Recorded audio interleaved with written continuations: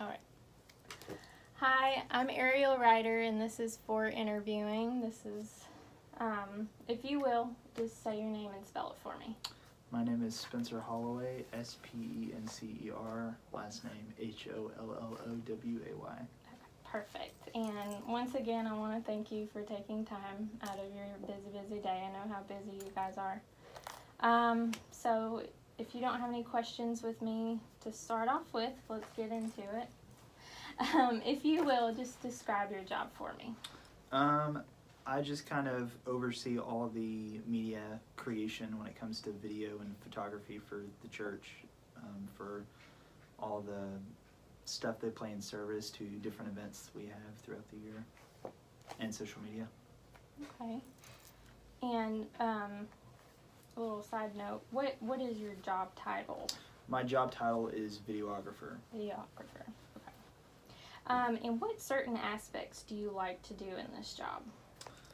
I really like the creation aspects when it comes to coming up with new ideas, and I tend to like creating like animations and stuff like that just for fun, and it's just entertaining to ponder that aspect of it. So yeah, that's one aspect I really like. Also like just working with others and just coming up with cool concepts for different, like we do worship nights, and we all have times where we come up with different art pieces, let alone outside of my my realm, if you will. But it's cool to kind of come up with different ideas from different mediums within the same kind of theory and concepts, if that makes sense. Okay, cool. And what strategies do you use in your videos or projects to keep viewers interested? I use a lot of colors, and I use a lot of theories when it comes to, like I said, I'm from the video background, so I use a lot of cinematography theories and psychology when it comes to that, and also music is a big one. But what I really do mostly is for when I come up with videos for service or something like that, I'm literally prepping their mind or prepping their thought pattern before they hear a message. So if that message is darker or it's more serious, I can literally direct people's mindset towards that prior to hearing the message, kind of setting the tone of the room before they hear the message, if that makes sense. Yeah, awesome. And what skills would be beneficial for that, for something like, well, all over Spectre, but what skills would be beneficial for that? Skills. Video skills, I guess, for me. I think it's good to know also be conscious of the way things are coming across. I don't know if that's a skill, but just being conscious of what you're portraying with what you're putting out there, because I think that's the main thing. Because you can say all day long, you can like create these great creative quotation mark ideas of videos and all this stuff, but if the viewer's taking something different than what you initially thought of it for, then you shouldn't do it. It's like it's kind of, what are you saying versus what you want to say, kind of thing. Okay. And then does that answer your question? Yes, it does. Okay.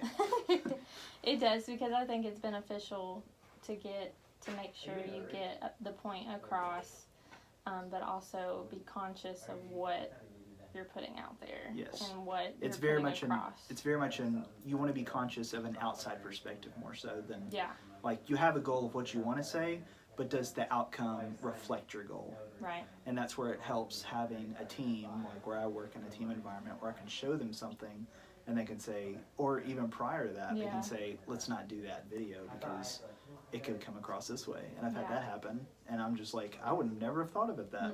And they're completely right. So we just strike the idea, or we go to a different idea, or we piggyback off that to a different, so on and so forth. So basically you get that, not criticism, but you get that constructive it's constructive criticism. Yeah. So that's good that they help you out with that, just so you can see like all sides of it. I like that. The next question, what do you do to try and keep up with new technology, music, video skills, etc., that you use in your work? For me, technology, I do weddings on the side, so if I need to keep up with technology, sometimes I'll just rent equipment for those different weddings or whatever, just to, keep learning, that kind of stuff.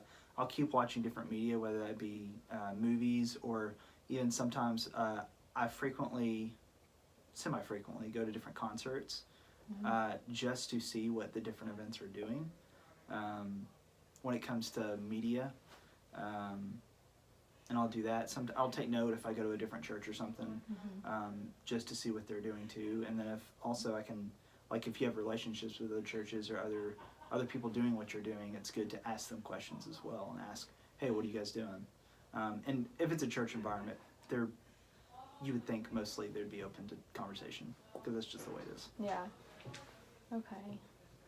Do you do anything like on the internet or go to like conventions or something that you kind of keep up with certain things? I know with music, you hear music all the time, but with new technology, is it different to try and, like with Adobe, is it different to try to like learn new systems like when they come out that you might use? Sometimes, yeah. Like I'll periodically switch different programs. Like I also work on some black magic stuff, and I'll do that just to keep me on my toes, so I'm not like doing the same thing every time. Yeah. But then also, I used to have a subscription to, what was it? One of those like Skillshare, I think it was.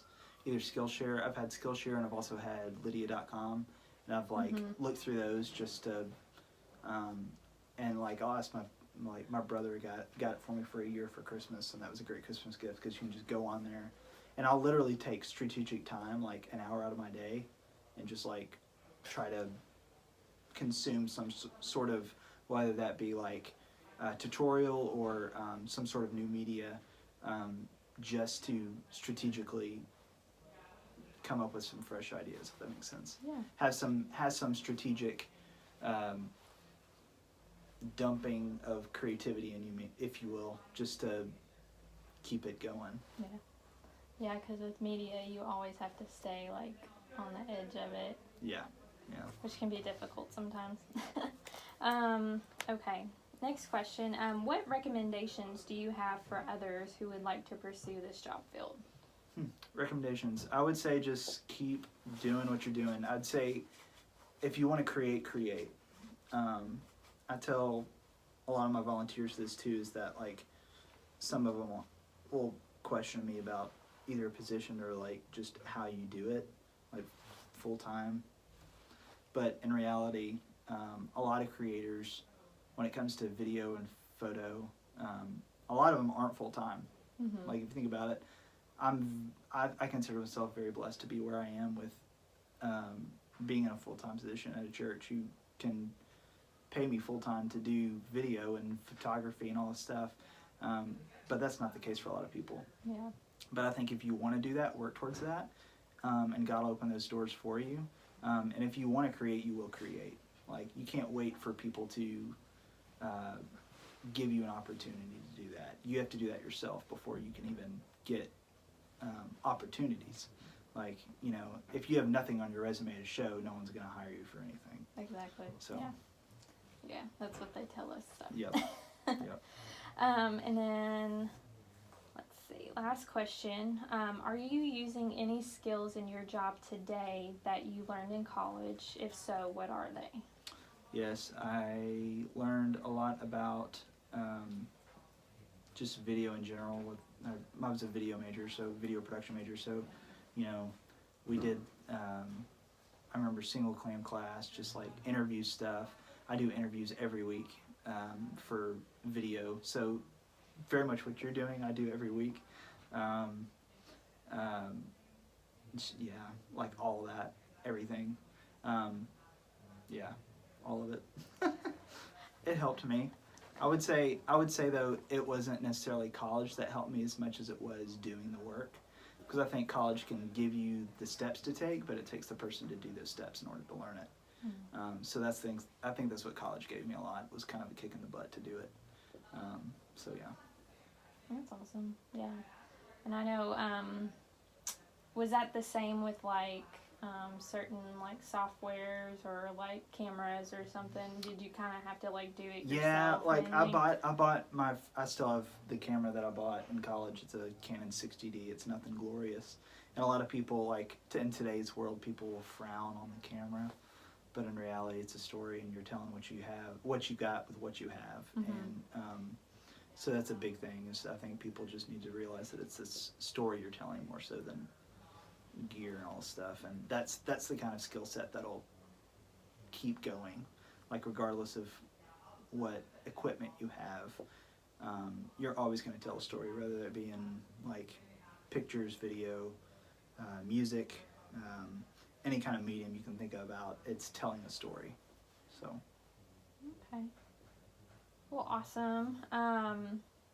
So that was the last question. So basically, do you have any questions for me?